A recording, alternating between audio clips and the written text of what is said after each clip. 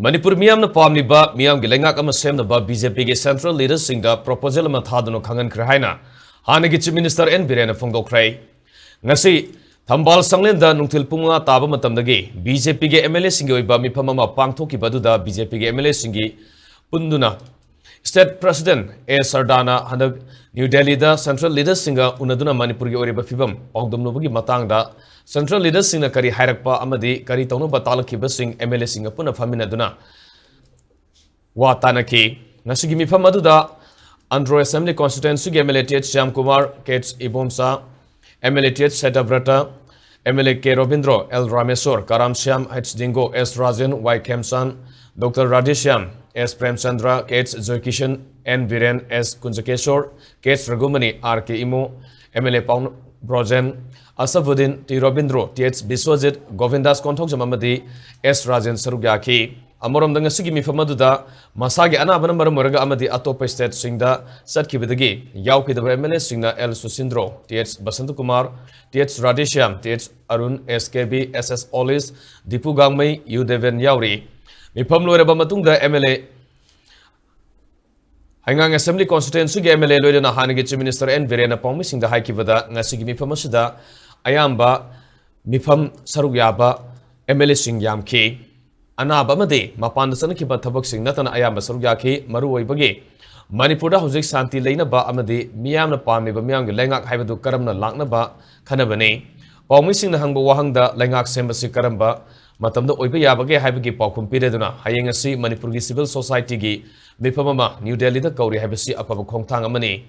Kuki Furuki, Oinasu, Makogi CSO Sing Sally Hibatai, Hibamasila Labanina, Yamna Fagalale, Cherakasida, MLA Singsu, Leingak Semnaba, Sam Sara Hiba Inget Amasu, Biravani, Atubamatamda Santi Hanzelakani Amadi, Miam Leingak Lakani Tazi Haiki.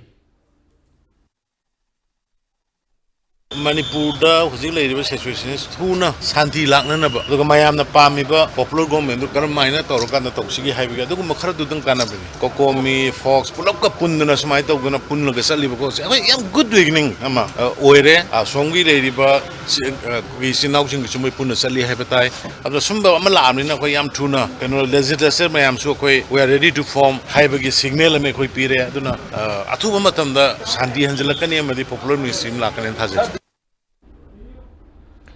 BJP Manipur Pradesh ki President Adhikari Mim Sardana Hakibada Ayhangna Manipur gi Su Singh Puduna Handak Central Leaders Singa Unaruba Matamda MLA Singa Wari Sanabane Marakta State Asida Thokpa Nungaitaba Thokdok Singh Siroi Lili Festival da Thokiba Gwal TV gi Thokdok Manipur da Amadi Manipur Thaba Wahi Muthatkadabane Haina Thokdok Thokiba Bisnupura Lomi Ama Makuta Nongmaina Pankiba Thokdokna Singba Singamadi Leingak Ama Semagi Wafam Leaders Singna Paldum Lubane Center ge leader singnasu Manipuri wafam singlumna loba mamitai ngasi fawbada Manipurgi thamlu wafam amata madugi negative response pirakpa leitre Leingak ama semba haibasi miyamgi mateng mathok tai aikhoi punna sangsiminaba haibasi tangai phadabani haiki